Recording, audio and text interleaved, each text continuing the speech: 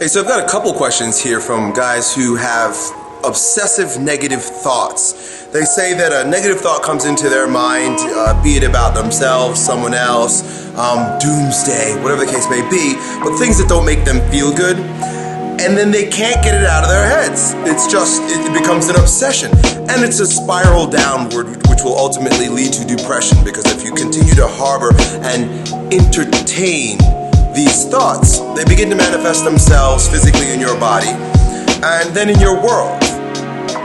It's no poetic saying that you become what you think about and that the world is your mirror.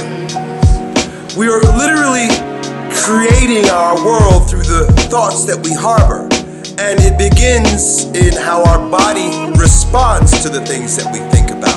And if you think depressive things, your body, your energy becomes depressed, right? If you're thinking negative things, can you smile and laugh and tell jokes and go run around in circles with children and play and dance? Right? You can't do it because you've got depressive thoughts. And if you're really fucking excited, can you help yourself? Like if someone tells you you need to sit down and shut up and bottle it all in, but you're like, it's the night before Christmas, like a little kid. Tell a little kid to sit down during like Christmas, like put Christmas presents or birthday presents in front of them and say, sit there. They can't help it, the excitement's gonna burst out. So your body responds to your thoughts. What's going on is gonna show up in your body. And this is just my reiteration of the fact that the body is the mind, and we begin with the body.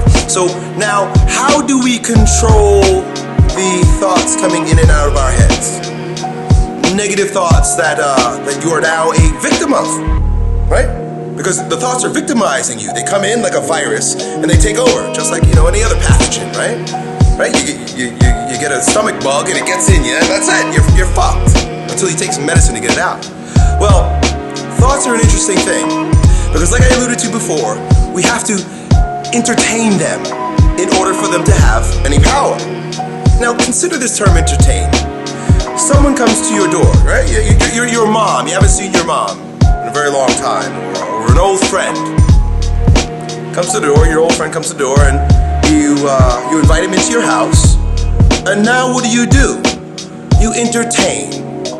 You offer energy in his direction. Hey, would you like something to drink? Sure. Hey, have a seat. This is my favorite chair. I'd like you to try it out. Hey, check it out when you lean it back. Do you see how comfortable that is? Oh, I'll call my wife. Colleen, some of that dip that you made last night, do you have any of that left? We'd like to entertain our friend with some nourishing food. Hey, what kind of movies do you like? I've got a whole DVD collection. People don't have DVD collections anymore. We have Netflix and Hulu. Have you seen that movie yet? Let's sit down and watch it. By the way, let's have a beer while we watch it. That's entertaining someone who comes into your home, a friendly person who you'd like to have around for a while, and allow them to grow roots for a moment. There are certain thoughts that make their way into the home of your consciousness. They knock on the door. Your first choice is to either let them in. Before entertaining, you gotta let it in. Let the thought in, or close the door. Slam the door shut. Okay? The way that looks is, I get negative thoughts. Elliot Hulse gets negative thoughts. Negative shit comes into my mind. Sometimes the weirdest fucking things. It's like, I really don't know why this keeps popping up. Here's one. I keep having this one. That I'm gonna get into a car accident. I don't know why, it's a new one. But I keep thinking that I'm not gonna be paying attention when I'm driving and my car is gonna demolished. For whatever reason, that keeps knocking on my door. Maybe I should pay attention to it. I wear my seatbelt, right? Maybe that's what it is, it's a warning. Put on your fucking seatbelt and don't check your phone while you're driving. Take heed. But I don't let it in such that I start obsessing over car accidents and I become a nervous fucking wreck while I'm driving. I don't start watching videos about car wrecks. And when the news, on the news when there is a car accident, I start, oh, that could have been me. I don't entertain the thought. I don't go home and start talking about car wrecks and potentials for dying in a car accident with my wife and my friends. Because I'm not entertaining the thought. He came to the door, I peeked, I said, oh shit, and I walked away. He goes away. Now sometimes, oftentimes, because I attract them, beautiful thoughts come in, like goals I'd like to achieve. You know what I'd like one day?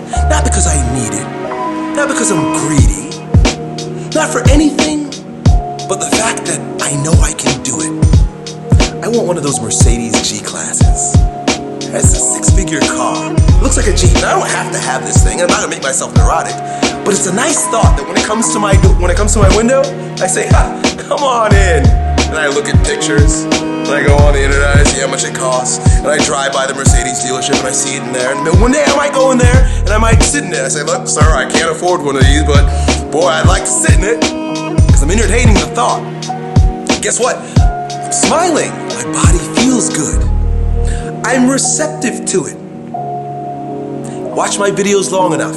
I'll tell you when I have it. And I won't have to break my ass for it because it happens just by entertaining it, moving with it, adding energy to it. In the same way, you've chosen with the negative thoughts, the depressive thoughts. What you've got to understand, my friends, is that you are completely empowered. You have all the control. You are driving. You're in the driver's seat. You have your hands on the steering wheel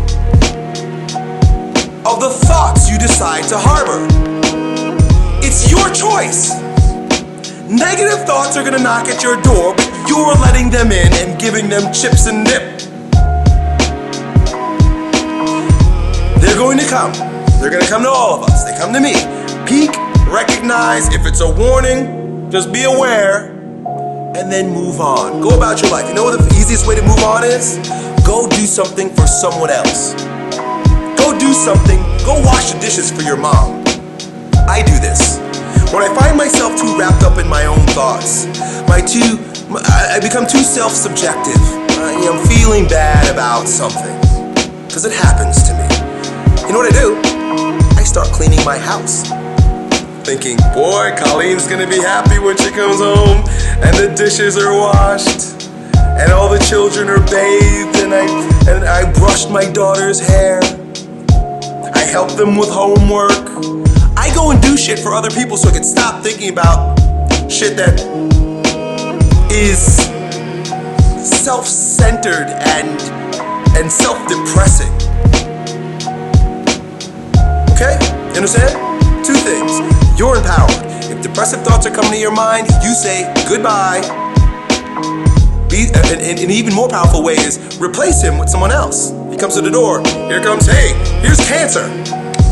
Hey there, you might get cancer. Instantly in your mind, switch people. Who just came to my door? Exercise. Breathing deep, walking in the sunshine, walking on the beach. How nice is it to walk on the beach? Boy, I live in Florida. So instantly, cancer comes to my door. I envision myself walking on the beach, looking lean and sexy, and the water's splashing, and I've got my beautiful wife next to me. I'm just changing thoughts, right? It's your choice. That's number one. Number two, if you just can't stop, if he keeps knocking at the fucking door and he's being annoying, hey, here I am. Bad shit's gonna happen. Could happen. You're an asshole. You're ugly. You're no good. Whatever he comes with. Comes with all types of nasty baggage.